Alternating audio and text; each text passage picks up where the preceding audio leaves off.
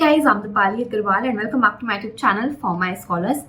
Web development series में हम लोग ऑलरेडी कवर कर चुके हैं ये सभी टॉपिक्स। अगर आपको इनमें से कोई भी टॉपिक पढ़ना है तो आपको इन प्लेलिस्ट का लिंक मिल जाएगा नीचे पिन कमेंट में।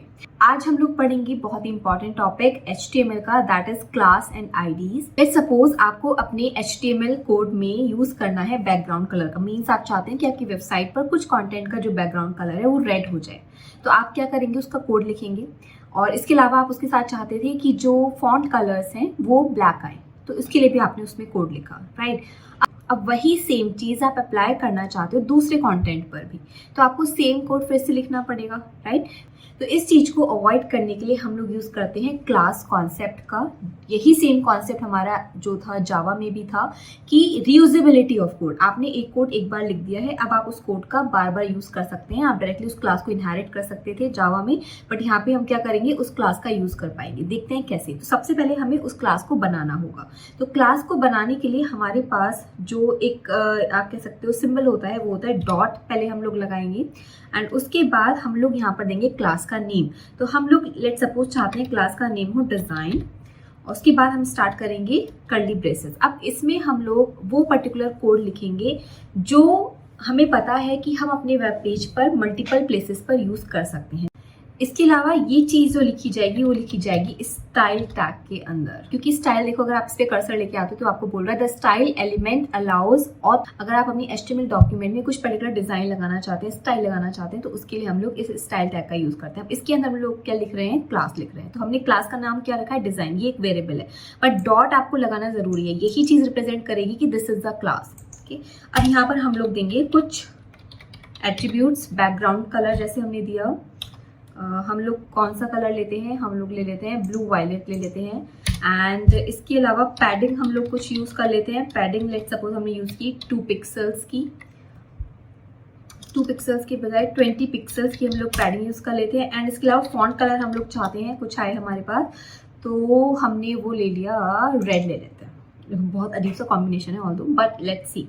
तो ये हमारे पास देखो क्या आया है, स्टाइल टैग के अंदर मैंने लिखी है एक class. First to embed style information in their document. Class basically use ही इसलिए की जाती है कि अगर आप HTML डॉक्यूमेंट में कुछ डिजाइनिंग करना चाहते हैं, कुछ स्टाइल लगाना चाहते हैं, कुछ आप इस तरह से समझो बैकग्राउंड कलर कुछ लगाना चाहते हो, कलरिंग कुछ करना चाहते हो, तो वहां पर आप लोग क्लास का यूज कर सकते हो। मीन्स स्टाइल से रिलेटेड ही ये चीज आपकी होगी क्लास, ठीक है। क्लास जो रिप्रेजेंट करेगी, जो डेटा कंटेन करेगी, वो किससे रिलेटेड होगा, आपकी वेब पेज की स्टाइल से रिलेटेड होगा। तो ये हमारे पास क्या आ गई है, एक क्लास आ गई है। अब हम इसका यूज करेंगे। तो स्टाइल की हम लोग पहले तो बाहर आ जाते हैं। अच्छा, ये जो चीज हमने कोड लिखा है, हमने ये लिखेंगे हेड के अंदर। बॉडी हमारी इसके बाद लिखी जाएगी। हेड यहाँ पर क्लोज हुआ और बॉडी यहाँ पर स्टार्ट होगी। तो ये चीज भी ध्यान रखनी है आपको कि ये जो स्टाइल आप लगाओगे टैग, ये आपका हेड जो टैग है उसके अंदर रहेगा। अब हम बॉडी में लगाएंगे जो भी आपको कंटेंट लिखना है। तो मान लीजिए हम एक अच्छा सा H1 एक हमने लगाया है, कुछ कंटेंट में यहाँ पर लिखती हूँ फॉर माई स्कॉलर्स जैसे मैंने लिखा। अब मैं चाहती हूँ कि इस वाले कंटेंट पहले मैं इसे अच्छा सेव करती हूँ और इसको गो लाइव करती हूँ। तो देखते हैं हमारे पास सबसे पहले क्या आ रहा है। जस्ट फॉर माई स्कॉलर्स हमारे पास प्रिंट होके आया है।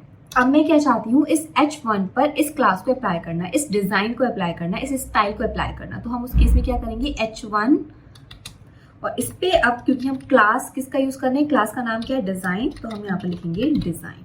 अब इसे सेव करते हैं और चेक करते हैं। तो ये देखिए हमारे पास इस एलिमेंट पर जो H1 हेडिंग हमने लगाया था, इस एलिमेंट पे पूरा क्या अप्लाई हो गया है, ये वाली क्लास का जो भी डिजाइन था वो अप्लाई हो गया है। जो कलर था फॉन्ट कलर वो ब्राउन आ गया है, पैडिंग 20px की आ गई है, बैकग्राउंड कलर ब्लू वायलेट आ गया। इसे थोड़ा सा चेंज कर देते हैं, अच्छा सा नहीं लग रहा है ये।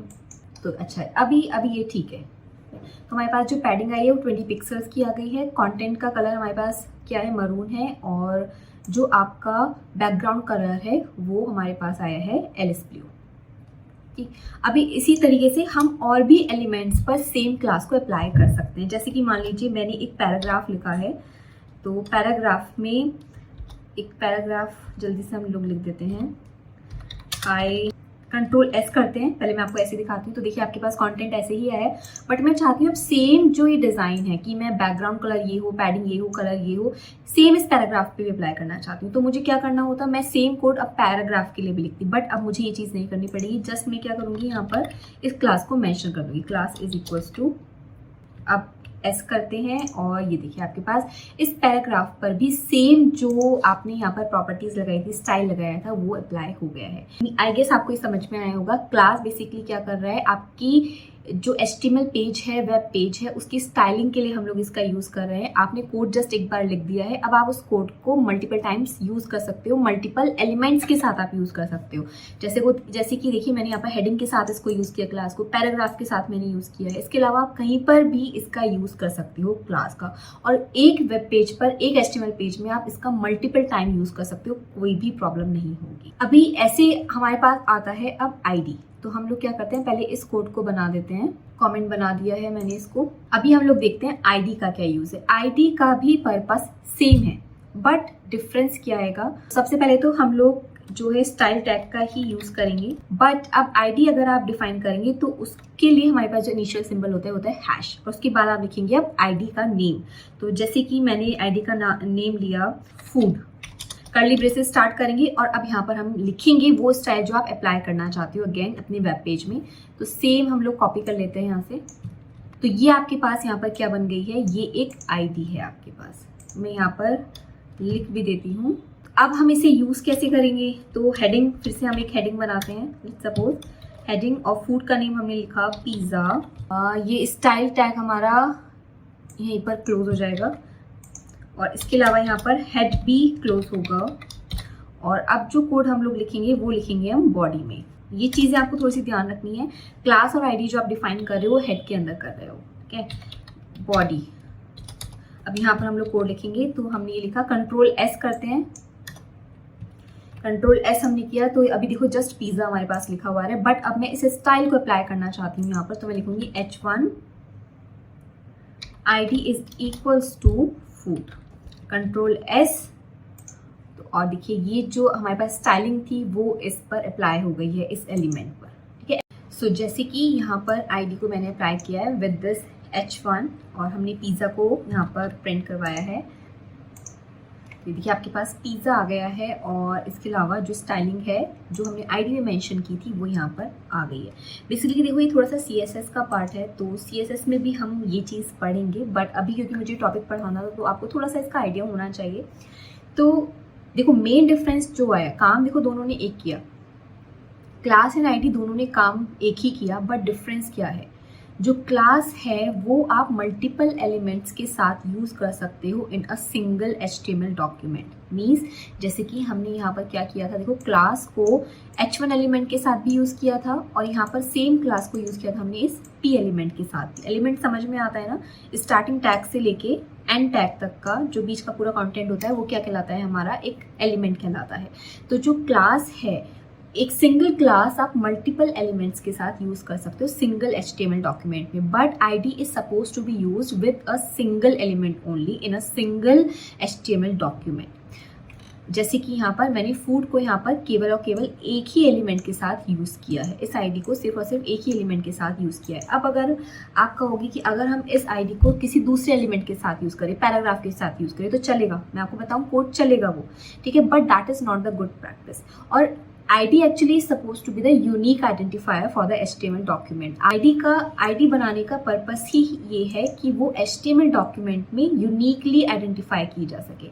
जैसे Amazon.in की इस वाले पेज की हम बात करते हैं, तो यहाँ पर जो Amazon.in यहाँ पर ये जो लिखा हुआ है, ये इसका स्टाइल और बाकी किसी से भी मैच नहीं कर रहा है, ठीक है। इसके साथ एक सिंबल है, इसके साथ इसका एक फॉन्ट अलग है, और इसके अलावा इसकी पैडिंग अलग है।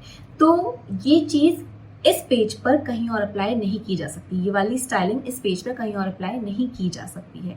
तो ये जो चीज़ स्पेसिफाई करेंगे हम लोग, वो किसके थ्रू करेंगे, ID के थ्रू।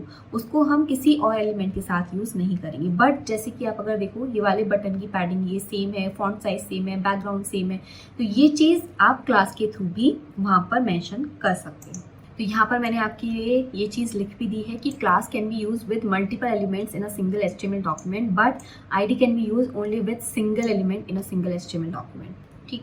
अभी हम लोग एक छोटा सा टॉपिक और पढ़ते हैं, इनलाइन एंड ब्लॉक एलिमेंट्स क्या होते हैं, इसको समझते हैं हम लोग एक एग्जाम्पल के साथ। तो हम लोग क्या करते हैं, सबसे पहले एक पैराग्राफ लिखते हैं छोटा सा। तो इसके लिए हम लोग शॉर्टकट का एमिट का यूज़ करते हैं, lorem 10 मैंने जैसे लिया, अगर आपको ये नहीं पता है तो लेट मी टेल यू कि अगर आपको एक पैराग्राफ लिखना होता है तो या तो आप उसे इंटरनेट से कॉपी करते हैं, दूसरा ऑप्शन आपके पास यहाँ पे शॉर्टकट होता है। आपको जस्ट क्या करना है, आप यहाँ पर लिखेंगे लॉरेम, LOREM, और उसके बाद एक डिजिट देंगे, कोई भी नंबर दे सकते हैं। जैसे आपने दिया 10 तो यहाँ पे 10 वर्ड्स आ जाएंगे, आपने दिया 40 तो यहाँ पे 40 वर्ड्स आ जाएंगे। आपको मीन्स जितने भी आपको वर्ड चाहिए वो आप यहाँ पर यूज़ कर सकते हो। तो जैसे मैंने लिखा लॉरेम 5 लिखा भी मैंने, ठीक है। अब मैं क्या करती हूँ, इसको सेव करती हूँ। सबसे पहले तो हेड हमें लगाना है, अभी यहाँ पर हेड नहीं है, और इसके अलावा सॉरी हेड यहाँ पर बंद हुआ है तो ये हमें बॉडी में लिखना है, और इसके अलावा HTML भी बंद हुआ। कंट्रोल S करते हैं तो आपके पास जस्ट क्या आया है, अभी लॉरेम 5 आ गया है। अभी मैं क्या करती हूँ, इसमें एक स्टाइलिंग लगाती हूँ। कंट्रोल S करते हैं।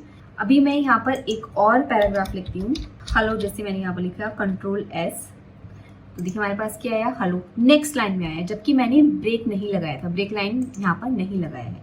अभी H1 का यूज़ करके दिखाती हूँ मैं आपको। H2 ले लेते हैं, चलो H2 एवरीवन, कंट्रोल, और इसके अलावा एक और यहाँ पर ले लेते हैं H3 और हे गाइस। कंट्रोल S करते हैं तो देखिए आपके पास अब क्या आया है, हमने कहीं पर भी ब्रेक लाइन नहीं लगाया है, बट जितने भी आपने एलिमेंट्स यूज़ किए हैं वो अपने आप ही नेक्स्ट लाइन में आए हैं। और इसके अलावा देखो क्या होगा, अगर मैं यहाँ पर स्टाइलिंग लगाती हूँ, अभी जो मैं बताने की कोशिश कर रही हूँ वो मैंने भी बताया नहीं है, बस अभी जो बता रही हूँ उसे समझने की कोशिश करो, ठीक है। कंट्रोल S करते हैं तो देखिए आपके पास ये जो हमने स्टाइल है वो सभी एलिमेंट्स पर लगा। अब यहाँ पर मैंने एक और टैग यूज़ किया है, label tag. Label tag I guess अभी हमारा यूज़ नहीं हुआ है, जब हम फॉर्म बनाएंगे ना तब वहाँ पर इसका हम यूज़ करेंगे। But let me tell you here, ये क्या करता है, लेबल टैग आपका कैप्शंस लिखने के काम आता है, तो फॉर एट्रीब्यूट का ये यूज़ करता है। तो बेसिकली अभी यहाँ पर ये HTML को एज अ कैप्शन यहाँ पर दे देगा, ठीक है। तो कंट्रोल S में करती हूँ यहाँ पर, तो अगर आप देखें तो HTML हमारे पास यहाँ पर लिख कर आ गया है।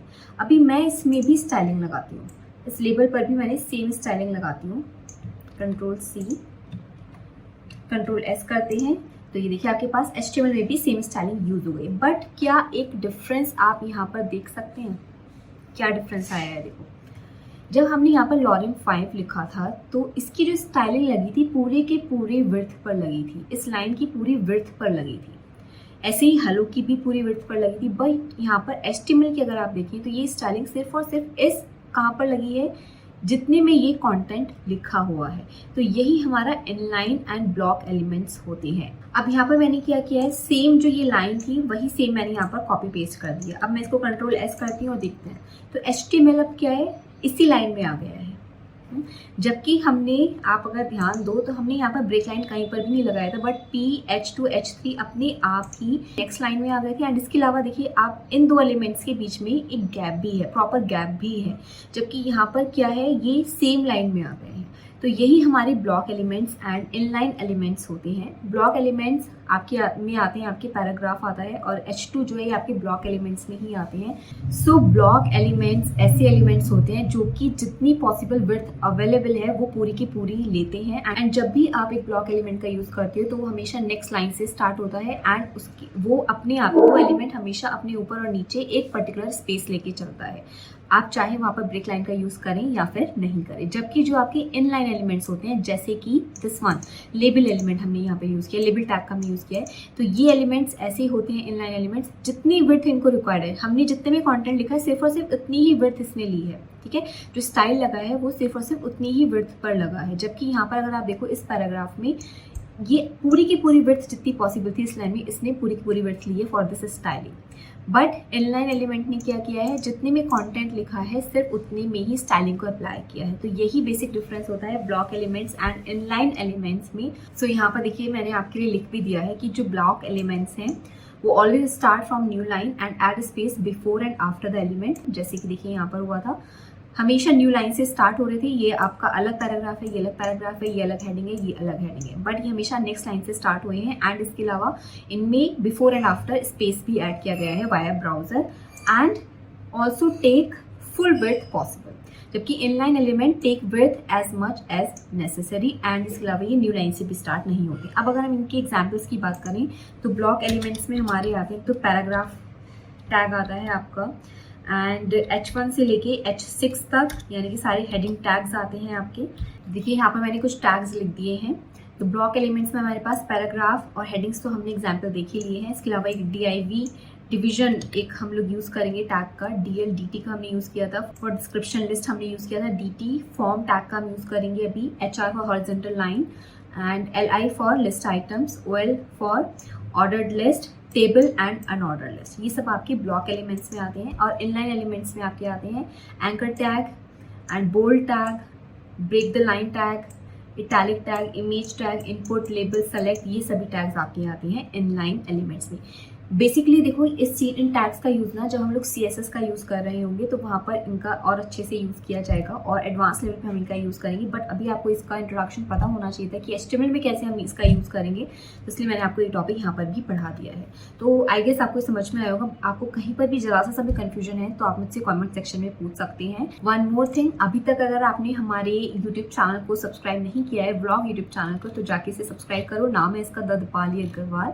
यहाँ पर हम लोग कुछ चैलेंजेस एंड जो छोटे छोटे से ब्लॉग्स हैं और कुछ फनी सी चीज़ें एंड इंटरेस्टिंग चीज़ें मैं यहाँ पर डाल रही हूँ, तो आप इनको भी चेकआउट कर सकते हैं। एंड आई होप कि आपको ये कंटेंट भी पसंद आएगा। तो जाइए और जाके सब्सक्राइब कीजिए। आपको इसका लिंक मिलेगा नीचे पिन कमेंट में। अब हम लोग मिलते हैं नेक्स्ट वीडियो में। So stay tuned.